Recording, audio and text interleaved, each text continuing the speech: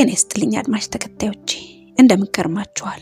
ዛሬ ላጋራችሁ የወደድኩት በጸሐፊ ግሩም ተበጀ የተጻፈ የዓለማችን ምርጥ ታሪኮች ከሚለው መጽሐፉ ላይ ካነበብኳቸው መሳጭ ታሪኮች መካከል ትልቅ ትምህርት ያገኘሁበትን እንቁራሪቶቹ በሚል ርዕስ ያሰፈረው የብዕር ማዕድ ነው።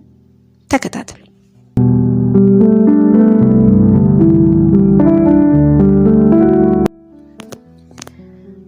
እንቁራሪቶቹ ሳያስቡት በድንገት ገደል ውስጥ የወደቁት ሁለት እንቁራሪቶች ከገደሉ ለመውጣት መዝለል የጀመሩት ወዲያው ነበር።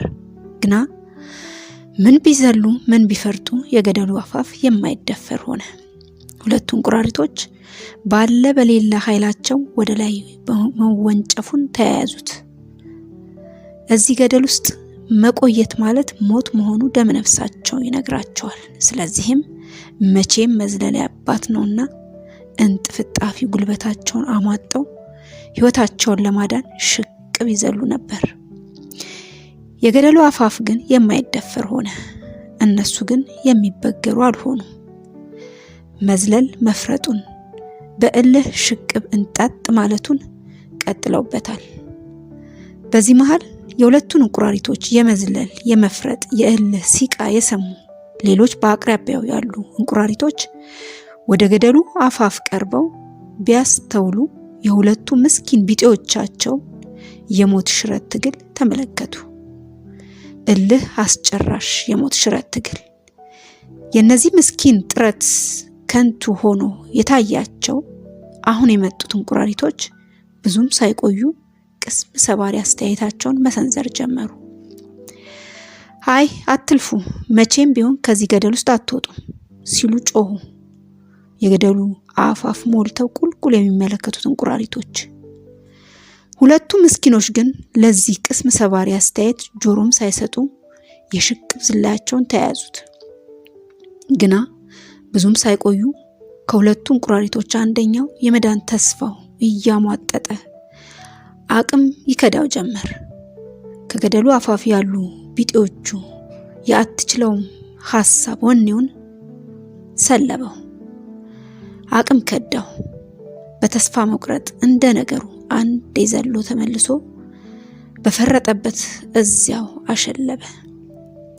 ይሄኛው እንቁራሪት ግን የዋዛ አይደለም። የጓደኛው እንዲህ እንደ ቀልድ በወደቀበት ማሸለብ ቢደንቀውም እሱ ግን መዝለሉን አላቋረጠም። ያለ የሌለ ኃይሉን አጠራቅሞ የሞቱን ሽቅብ መወንጨፉን ቀጠለ። እልህ አስጨራሽ ነበር። በስተመጨረሻ ግን ተሳካለት። ኃይሉን አሰባስቦ አንድ የሽቅብ ተወንጭፎ የገደሉ ከንፈር ላይ ጉብ አለ። ከገደሉ ወጣ። የአትችለውም አትልፋ ቅስም ሰባሪ ጩኸታቸውን ሲያዥጎደጉዱ የነበሩ ገደሉ አፋፍ የተሰበሰቡት ቢጤዎቹ በእንቁራሪቱ ድል እጅጉን ተደንቀዋል። ምን ያለው ጀግና ነው በሚል አተያይ እያስተዋሉት በመሃላቸው አቋርጦ አለፈ። ግን ከመሃላቸው አንዱም ቢሆን ፈጽሞ ያልገመተው ነገር የዚህን እንቁራሪት መስማት ያለመቻል ነበር። አዎን፣ ባለድሉ እንቁራሪት መስማት አይችልም ነበር። እናም ለሱ የዛ ሁሉ እንቁራሪት የገደል አፋፍ ጩኸት አንዱም ጆሮ አልደረሰም። ይልቁንም ከሁኔታቸው የሚያበረታቱ ቢጤዎች ሆነው ነበር የታዩት። ስለዚህ እንቁራሪቱ አጀብ በዚህ ጀግና እንቁራሪት ወኔ እንደተደመመ መስማት የተሳነው ጀግናው እንቁራሪት ገደሉ አፋፍ ላይ ሆነው ባይሰማቸውም አበረታተውኛል ባላቸው እንቁራሪቶች መሃል በልቡ እያመሰገናቸው በድካም እንደዛለ ጉዞውን ቀጠለ። ከእንቁራሪቱ ታሪክ ጋር በተቃራኒ መልኩ የሚዛመድ ሌላ አስደናቂ ታሪክ ደግሞ እነሆ። ከወደ ካናዳ የተሰማ ነው ጉዳዩ። ታሪኩ እውነተኛ እንደሆነ ተዘግቧል። ጉዳዩ እንዲህ ነው። ድርጅቱ የቄራ አገልግሎት ነው የሚሰጠው። ለዚህም ተግባሩ ከአነስተኛ ቤት የማይተናነሱ ግዙፍ ማቀዝቀዣዎች ወይም ፍሪጆች አሉት። የዕለቱ ስራ ተጠናቆ በርካታ የድርጅቱ ሰራተኞች ከድርጅቱ ቅጥር ግቢ ወጥተዋል። አንድ የድርጅቱ አዲስ ሰራተኛ ግን ከሁሉ ወደ ኋላ ቀርቶ ይንጎዳጎዳል።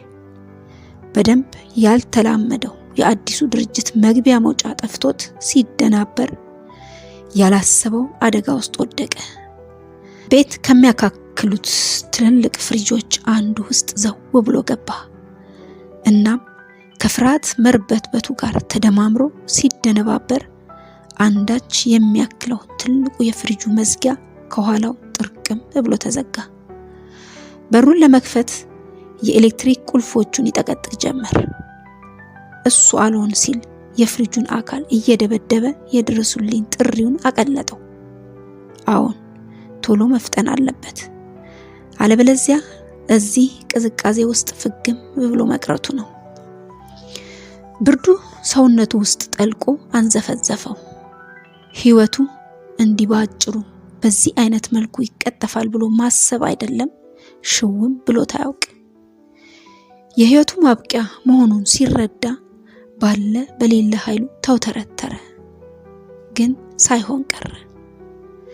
ብርዱ ያየለ ሰውነቱ በድን ሆኖ ተዘረረ።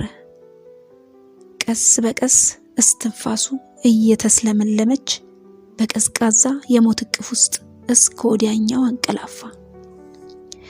በቀጣዩ ቀን የድርጅቱ ሰራተኞች የተከማተረውን በድን አካሉን ሲያገኙ የሞቱ መንስኤ ሊገባቸው አልቻለም።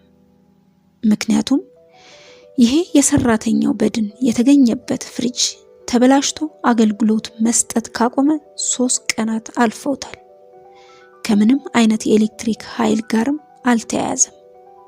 እናም ምስኪኑ ሰራተኛ እንዲህ አኮማትሮና አደብኖ የገደለው ምን ይሆን? እምነቱ እንበል ወይስ ዕውቀቱ?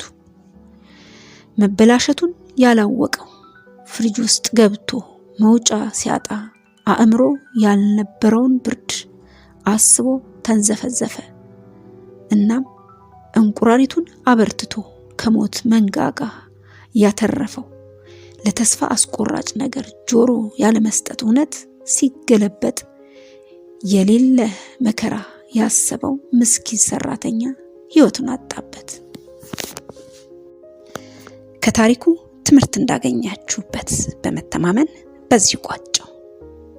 ቸር እንሰንብት።